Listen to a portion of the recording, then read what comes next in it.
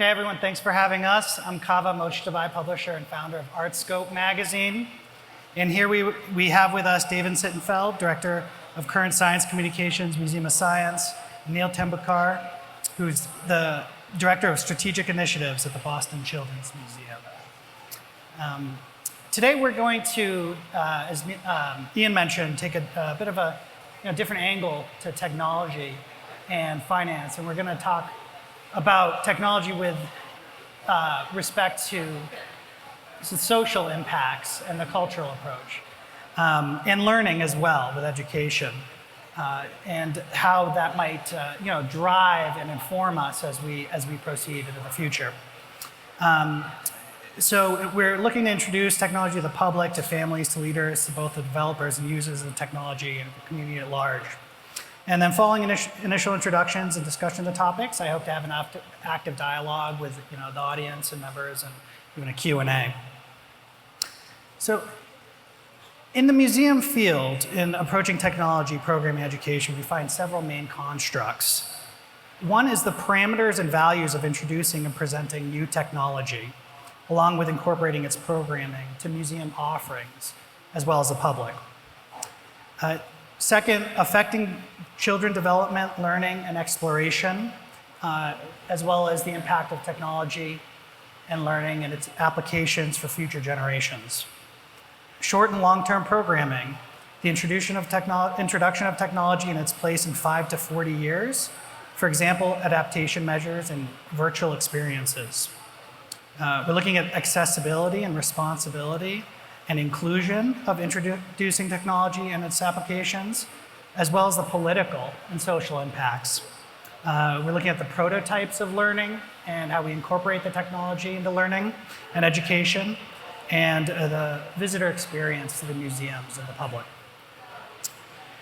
So I'm going to start with the discussions and learn more about our panelists here.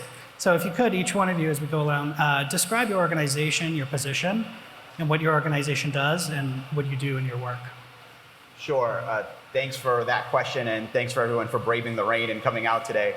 I'm David, and I have a position called Director of Current Science Communication at the Museum of Science in Boston. And basically, that encapsulates the idea of trying to give people an opportunity to connect with science and technology as it happens in real time. And so this topic, and all the speakers that we've heard previously, are a good example of where we try to give people touch points to connect with science and technology as it's happening, to have them understand what the applications of the technology are going to be, how it works, why it matters, and to give them a sense of having a voice as the world unfolds. We know science and technology is happening faster now than it ever sort of has before. And people can feel lost. They can feel disconnected from the world of science and technology. They can feel like if they're not an innovator or somebody that's in a room like this, they just don't feel like they have a voice or a connection. And that has all sorts of implications for the sort of connection between people and the way that they interact with an increasingly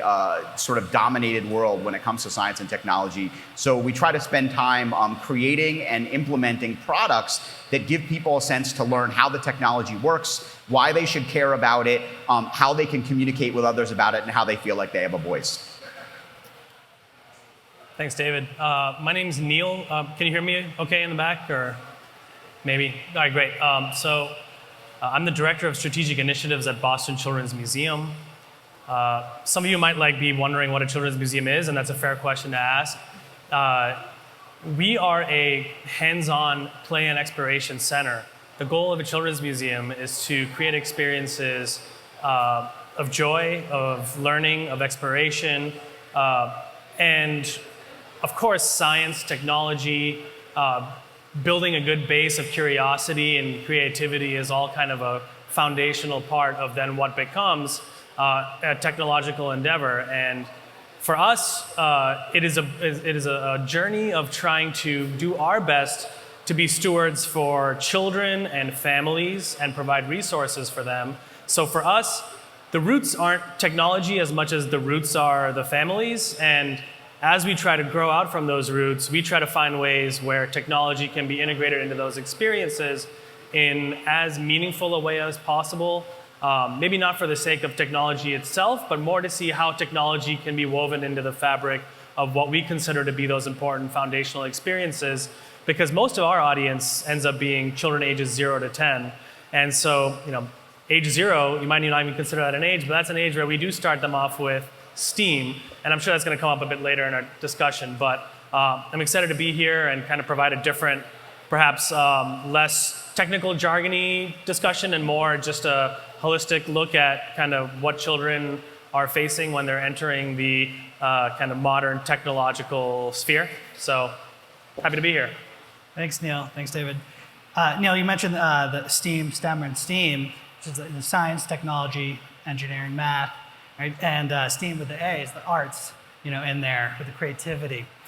So I want to ask, what does STEM and STEAM mean to the museums, and what do you do in your programming to incorporate? So for the Museum of Science, there's a couple of ways that we try to engage people around an emerging technology like blockchain.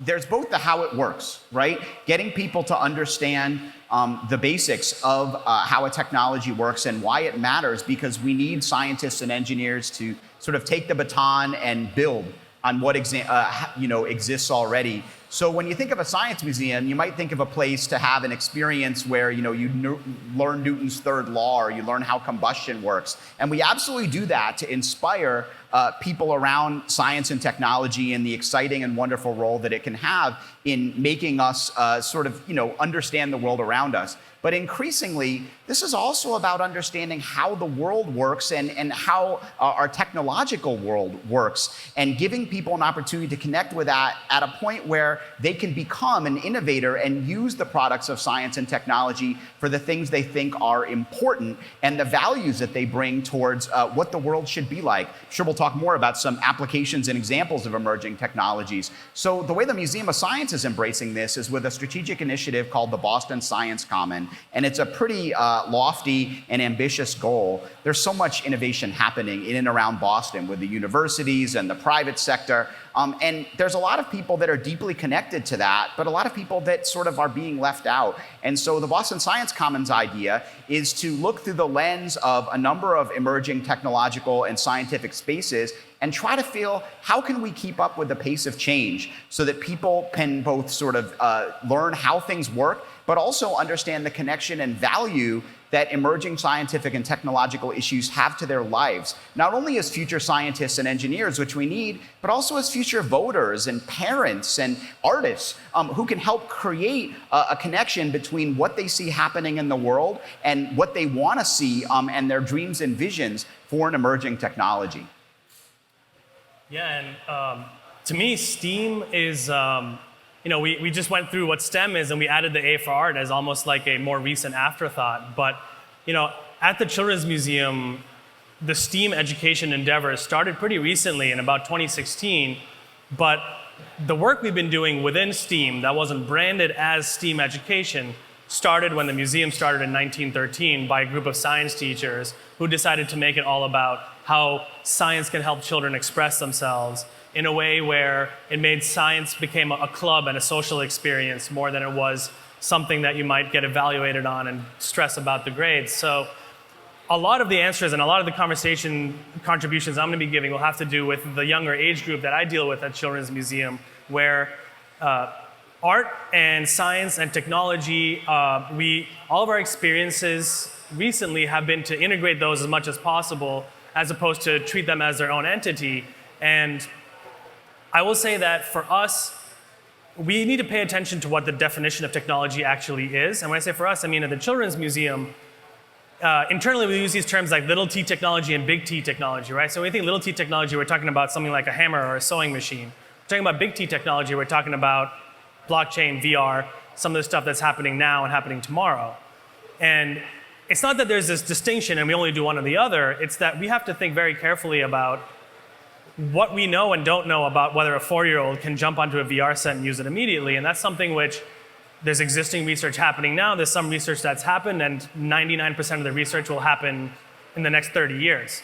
So as stewards of families and children, for us it's about the introduction of certain tools and technologies in a way which is, rather than for the sake of that technology itself, it lends to a greater understanding, or it lends to some building of curiosity.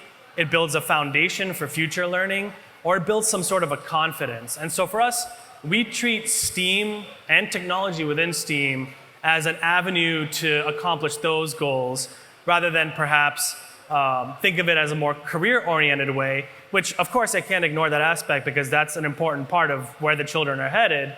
And that's why we're building this sense of curiosity and confidence and foundation for future learning. We do want to make sure that we are contributing to what these children are going to be like 20 years from now in the workforce. And it's possible that some of you were in a children's museum type setting, and it's possible that some of you may not be sitting here today without a certain experience you may have had in that setting. It's just very difficult to connect those dots right now when you're 30 years removed from a certain experience.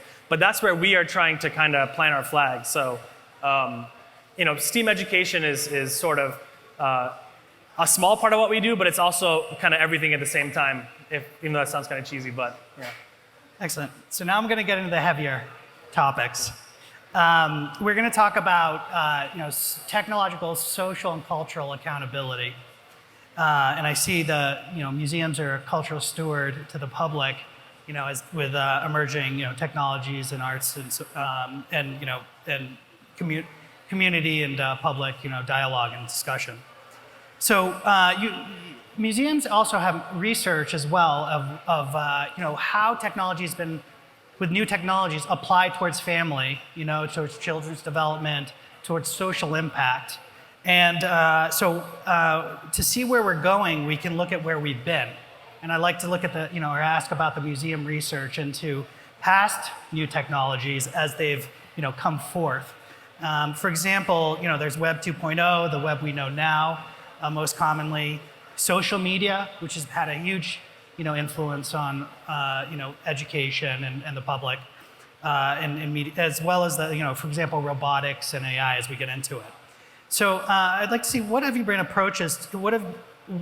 approaches been to incorporating these into your programs, these social media, web, so forth, as well as what has worked and what didn't work, and what lessons can we learn, implementing blockchain and new technology. I guess I can start. There's a bunch of interesting dimensions to your question, and it starts with applications, right? For us, a lot of people are looking for what the products of science and technology are going to mean for them when they hit the market, and also whether it can create a job for somebody who's going there. These are two questions that we often hear from people.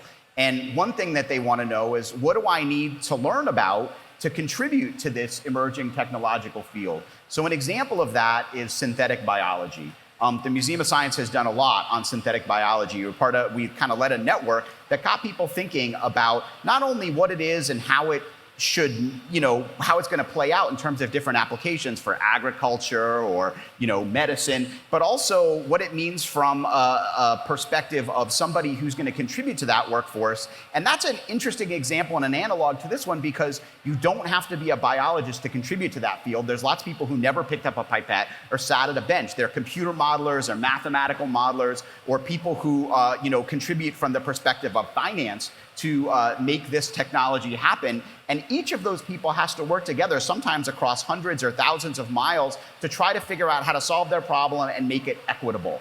And so there's this applications piece of how can this solve a problem, and also the question of who is it serving, who's being left out of the discussion, and how not, you hear a lot about the should we or shouldn't we. Should we do this technology? Should we implement it, or should we not? And we certainly touch on that in science museums. But I think there's also the how should we? How do we implement a technology in a way that meets and sort of embraces the hopes, dreams, fears, and joy that people have when they think about something that could be applied? So it's easy to do that with something like deep space exploration, right? People have an open frame for what we might do when we go somewhere and terraform a new planet.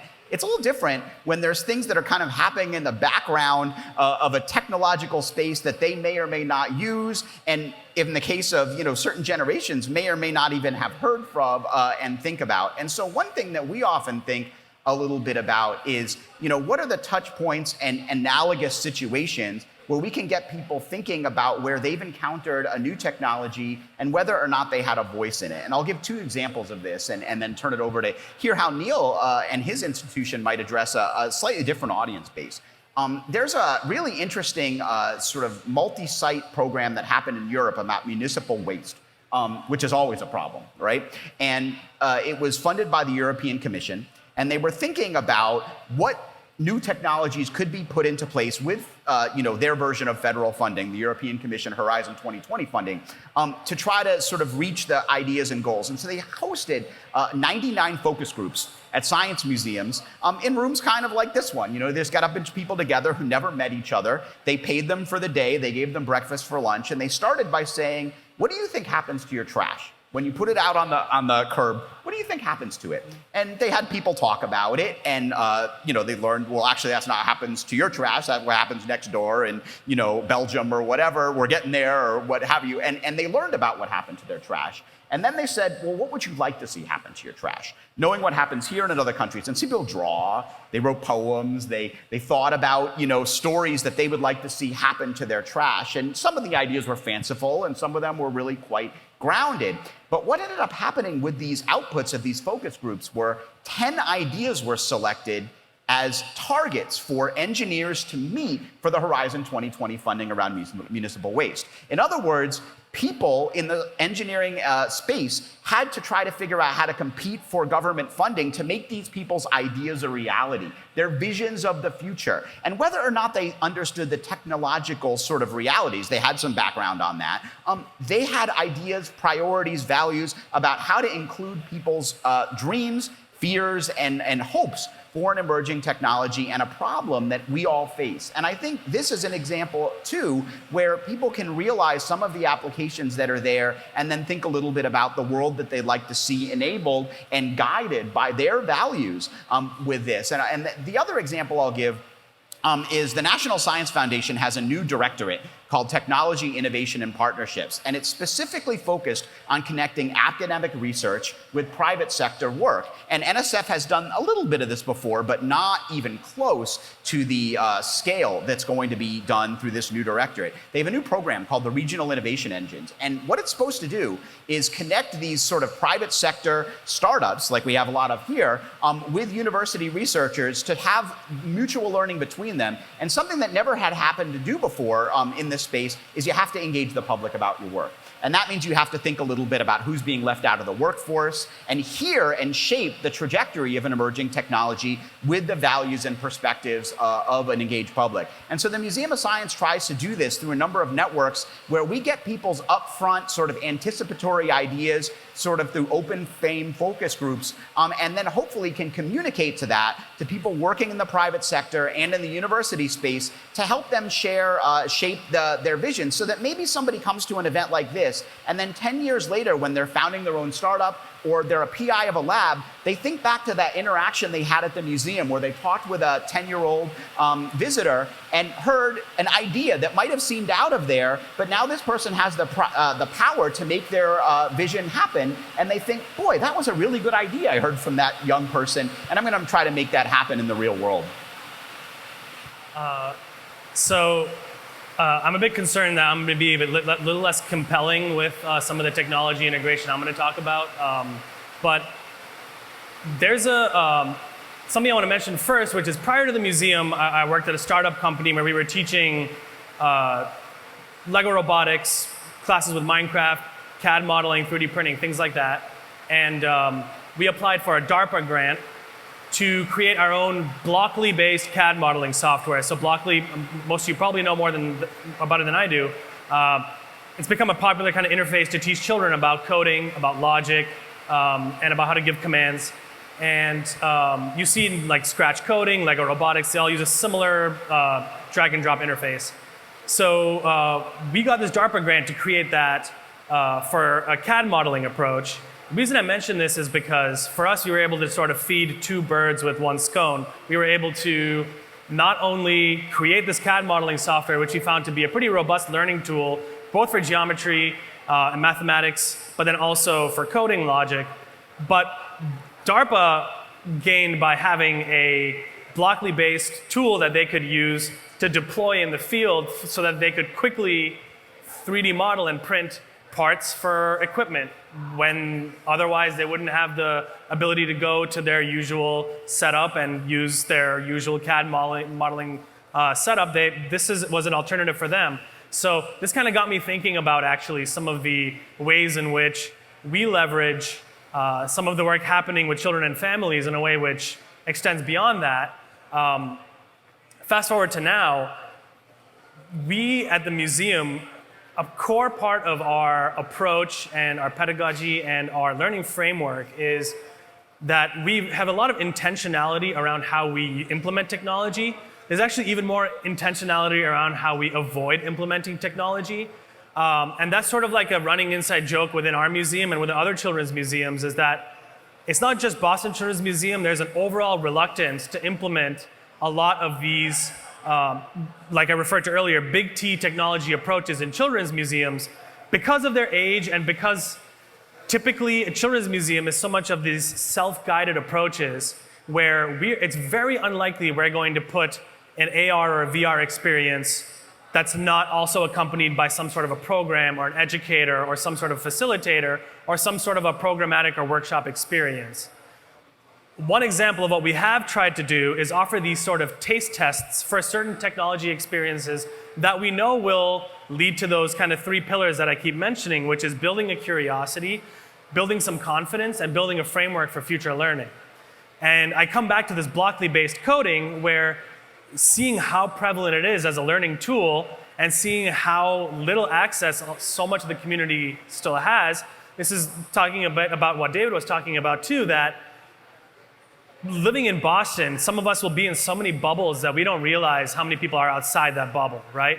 And it's the people outside the bubble that we are actually targeting. People within that bubble have other avenues besides the museum.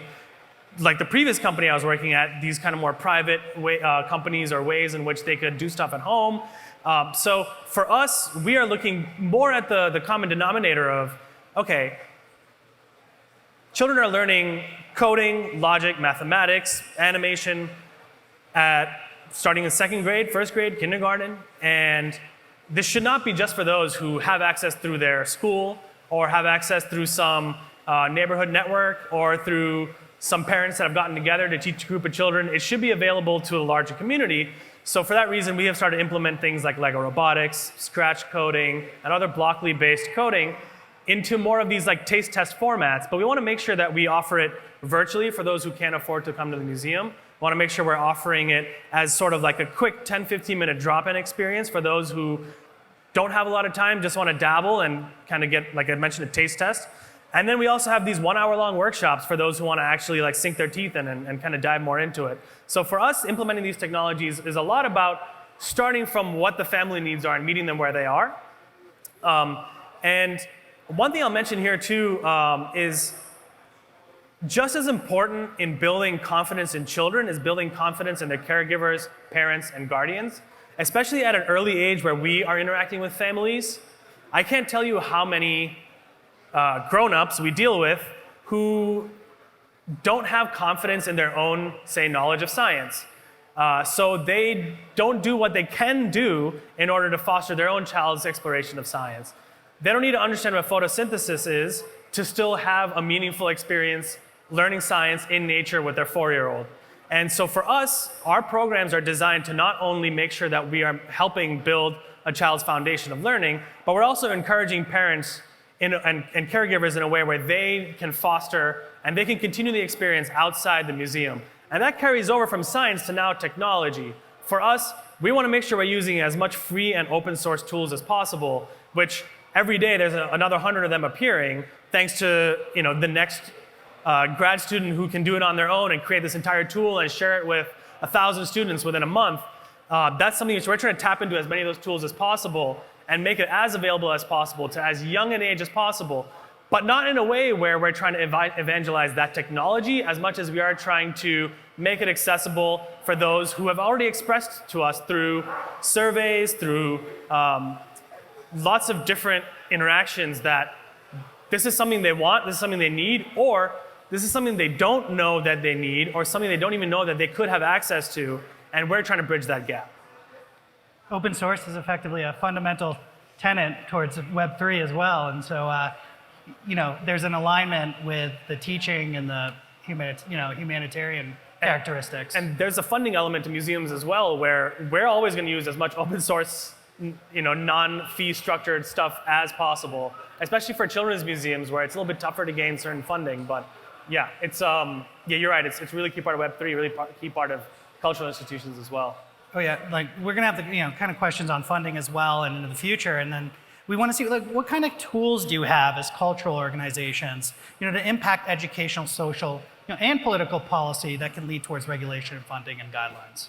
Yeah, I can highlight a few of them. Some of them will overlap with what the Children's Museum does and what happens with young learners. And I think some of them will be different, and they'll have other tools too that I'm interested in hearing about. So one of them are exhibits, right? And that's where we can showcase both the kinds of applications that something like blockchain and Web3 is enabling, so that people have an understanding of when they read about something in the New York Times or they experience it in the marketplace, they've sort of gotten a hint as to where that's happening. And analog to that, this Tuesday, we're opening a huge exhibit called Exploring AI that looks all about different applications of artificial intelligence, the motivations behind using it, and some of the sort of pitfalls that we will encounter if we don't responsibly think about how to implement this technology for everyone and with input from everyone, because of the impacts of sort of existing and exacerbating societal inequities and disparities. Exhibits are one example of doing that, and sort of there's great examples of other emerging technologies where people missed the boat. They didn't get a voice, and so it seemed other in the way that Neil was talking about. And I think, one way to deal with that is, in addition to exhibits, there's programs. Neil talked about facilitated programs, and there's also examples for people just to meet innovators. So that last panel was really interesting because the four folks on the panel not only talked about why they did what they did in terms of potential output in the marketplace, but what got them into the space. And this is important because there's a great deal of social science research on the science of science communication. The National Academies of Science has looked a lot about what people perceive from different careers and how much they trust those people. And I think we all know that there's a problem with trust in scientific institutions right now. So there's a researcher named Susan Fiske at Princeton, I think, and she looked at how people perceive different careers. And it was sort of depressing to hear that she ranked researchers and other career people along two dimensions. One was how competent they thought the people were, how good and sort of knowledgeable people thought they were based on what job they had. And the second was how warm did they think they were. And so, you can imagine the gamut between various people who do lots of jobs, whether it's somebody who works in law enforcement, to somebody who works in healthcare, to somebody who works in emergency management, to somebody who works in education. And there were certain career trajectories that came out as competent and warm. So a nurse came out as competent and warm, while doctors came out as competent and cold. And this actually was correlated with how much we trust the institutions. So where did scientists come out? It's funny, if a scientist described themselves as a teacher, then because they may teach professor classes at the university in addition to the research they're doing, they were perceived as competent and warm, whereas scientists were often perceived as competent and cold, along with lawyers and bankers. And one way that this researcher recommended that you deal with this, by having researchers and scientists start with the story. How did you get into this? So if you're a financial researcher, an economist, why did you do that? What was it about your upbringing, and what problem did you want to solve? This is something that I think science museums and children's museums can do, is put a narrative on why people work in an emerging space like blockchain and why they work with money, because there's research that if they don't do that, people are going to put their own narratives on, whether they're right or not, and people are less likely to trust an emerging technology and reject it.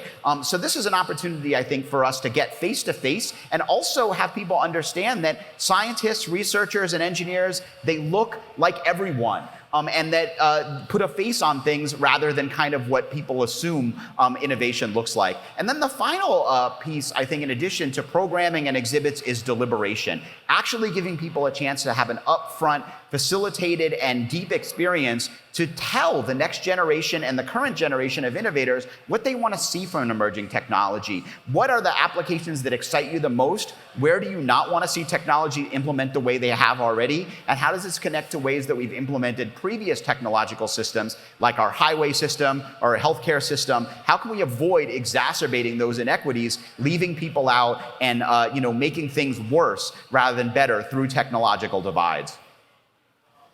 David's right. There's going to be a lot of overlap, I think, between kind of his answer and mine. Main difference, though, being is that our audience are at a younger age where they're a little bit further away from that career perspective.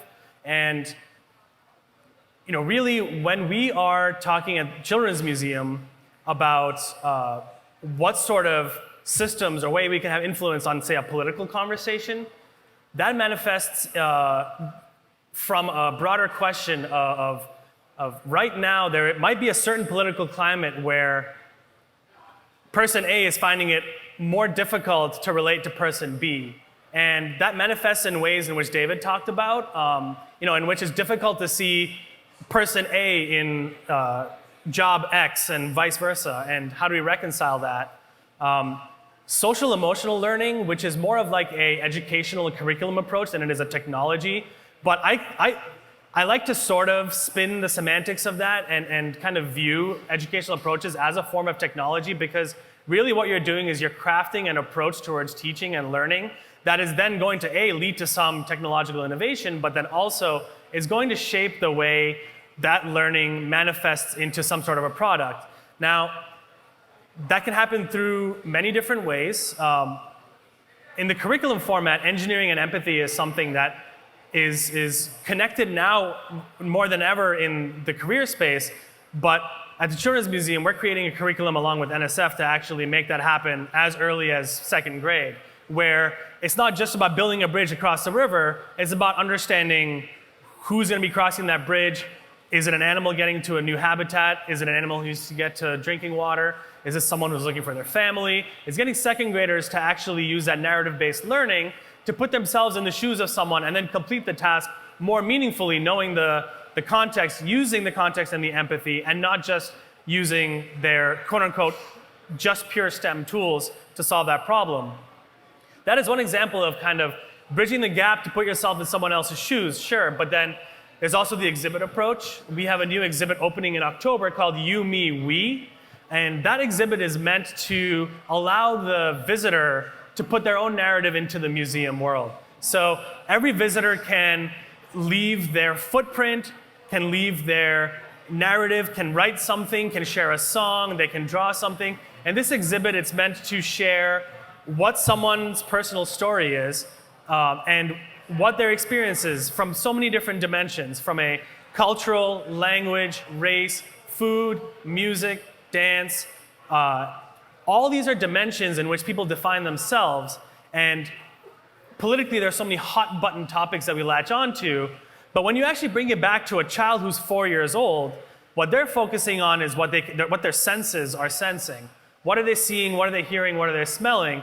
And to them, it's not about the larger political conversation, it's about trying to make friends, it's about they're more likely to find commonalities and differences in another human. And so for us, that exhibit is meant to initiate these conversations, learning how to talk to your siblings, to your family, to other people you meet in the museum. If a 4-year-old can have that meaningful conversation and they keep up that practice as they grow older, that is going to be kind of the silver bullet that provides that long-term change that we're hoping for. From a political standpoint, we want to foster an environment in which children growing up are comfortable having those conversations that we as adults have found it so difficult to have. We've only been having those conversations over Twitter, and it's been pretty volatile. And there's an avenue to make that not be the future, or at least try to make that not be the future. And then you talked about social media. I'll admit the Boston Children's Museum were late adopters of social media, and still, I'm pretty disappointed in the way we go about deploying our social media tactics and trying to engage an audience beyond the walls of the museum.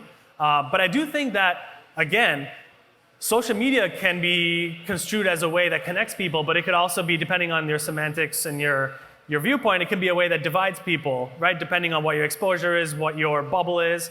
And so for us, we like to use social media as a way to allow families and children to express themselves in a way which is meaningful to them and not in a way which is antagonistic with others. So we've done programs where we allow them to upload YouTube vlogs based on the projects they're doing, some maker project they're working on.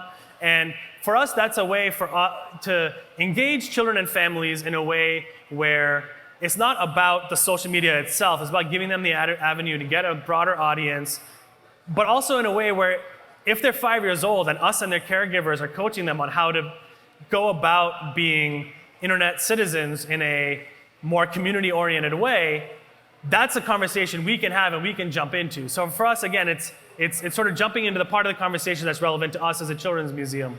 So yeah, I think that's sort of probably more than you wanted to hear, but yeah. You know, one thing that you just mentioned that gives me sort of an idea of how social media could really be leveraged positively with an emerging technology like this is, you know, showing people the ways that Web3 and blockchain are enabling parts of systems that they've never had a chance to see behind the curtain on before. Our food system, our healthcare system.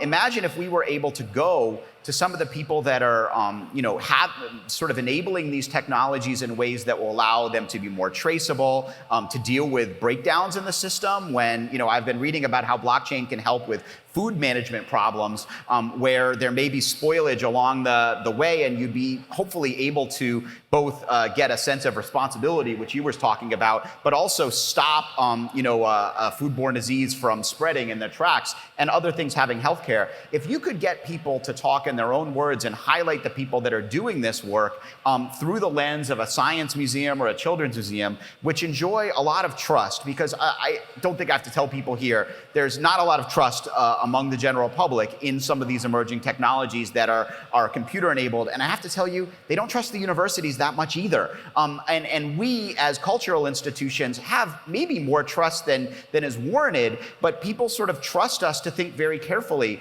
about how the products and processes of science and technology connect to their lives. This is a way that I can imagine we could show people why this is an important technology, why they're working on some of the biggest problems, and why it's important for them to keep their eyes and ears open as voters, as consumers, to think a little bit about what this might mean before the sort of technologies become so well entrenched and deeply polarized that all they can do is join a side in weighing in on social media, which is really not very helpful for our world. There is an opportunity for people to sort of become engaged upstream with a technology like this and learn more in an anticipatory fashion that I think could be really, really good for the world if it was leveraged properly. And to bring that kind of back full circle, that trust being the primary sort of large-scale currency that the museum and cultural organizations wield, it's because of that trust that children's museums especially actually exhibit a lot of reluctance to adopt a lot of new emerging technologies, because they don't want to lose that trust in favor of trying to maybe contrive a technological experience into the museum experience that has to be more thought out. It takes more time. But that's why I feel like museums still hold some of that trust, because there's a lot of careful thought, research, and care and passion that goes into the implementation of things like that. In the basis of trust, I believe it's research by the American Association of Museums, where over 90% of a constituency of a county support a museum being built or in their locale.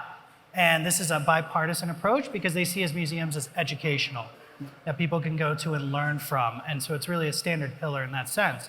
So based on that, and the adaptation measures now you're talking, and with blockchain, and also politically, resources for museums, and the education, the well thought out approach, the forums of the knowledge of your learning of our experience of, the knowledge of how to implement recycling programs and so forth, and learning, approaches with AI, as well, and also the Children's Museum of, the virtual reality and so forth.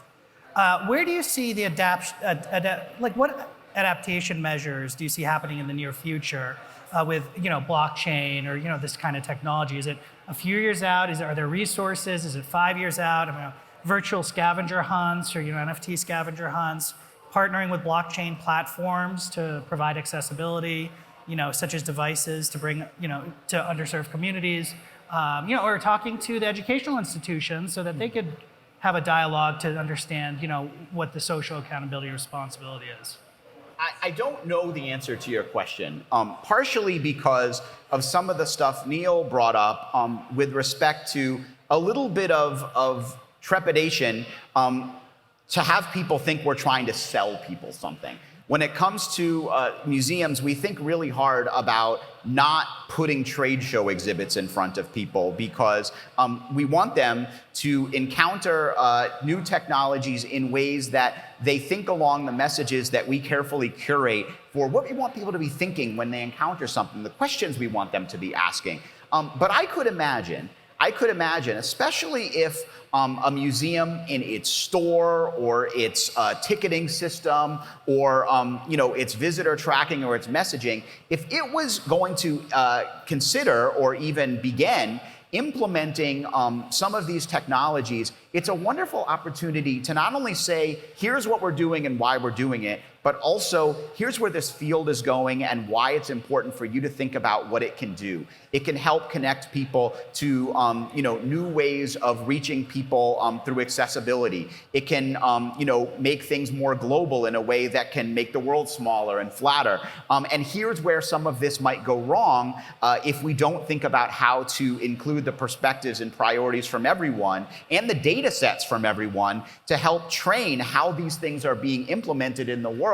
And here's some examples of how this has gone, not the way that we would like, with prior or analogous examples of systems that were put into place and didn't really have the kind of real-time participatory technology assessment that we wish we had as a world. The good news is, I think, that there are much better tools now for getting ideas from people rather than just putting technologies in front of people, whether or not they know it, and actually asking people what they value. The question is, are private sector sort of institutions and the researchers that are enabling it in a position to listen and act on that feedback?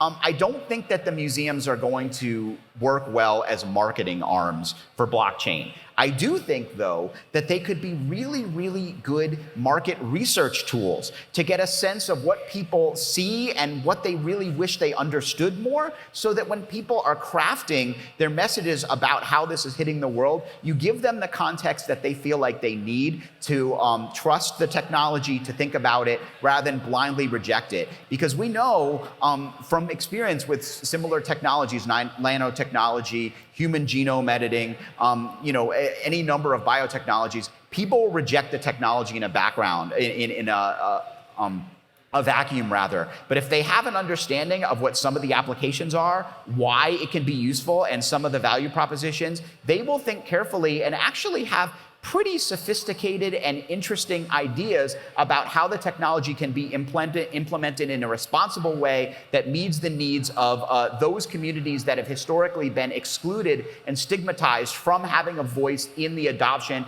and implementation of these technologies. We just have to ask them. And so I think people like the ones in this room have to think, how can I ask the question in a way that doesn't feel like marketing and isn't? Yeah, I'll go even further and say, I actually think that, especially at a children's museum, this is something that I think that there's a bit of conflict where we're kind of fighting against, I feel like every day the average human is adding 3 more minutes to how much time they spend on their phone because they can and they don't need to spend it off their phone. And that's 3 more minutes that's going to take away from them visiting a museum, going to a mall, or instead of a mall, they're going to shop online. Instead of going to a restaurant, they're going to just have someone drop it off for them. All these places where people meet and thrive together are dropping numbers day by day.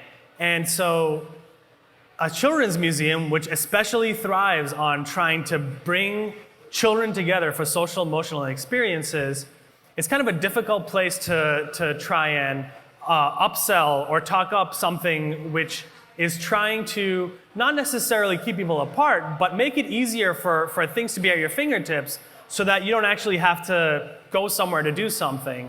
And this is not to overgeneralize every technological approach into one bucket, but there is a certain sense that the museum being a brick and mortar space that people come to and they trust that they want to come to because they trust the experience they're going to have. It's not that that blockchain and smart contract technology does not have a place in that. The place in that will actually be shared by the place it has in a lot of other industries, like completing transactions and creating agreements and the museum has 10,000 collections, historical collections items from around the world. Why not create a system where that smart contract technology can make it efficient to loan out those collections items to other museums? That's already happening and will happen. NFT, art and digital art are becoming a part of the same conversation day by day. So there are ways in which it's going to happen. I just don't know if the museum is going to be the right avenue to champion that. But as David said, it's going to be an avenue to explore the more like exaptive ways of implementing things where that's going to be almost like a challenge for people here, is to find meaningful touch points between this technology and the audience that's sort of still holding on to that, you know what, we want to be off of our phones, we want to actually hold on to a bit of this quote unquote like Luddite lifestyle, and we want to make sure we're focusing on being hands-on. We don't want our children to be on the iPad until whatever age.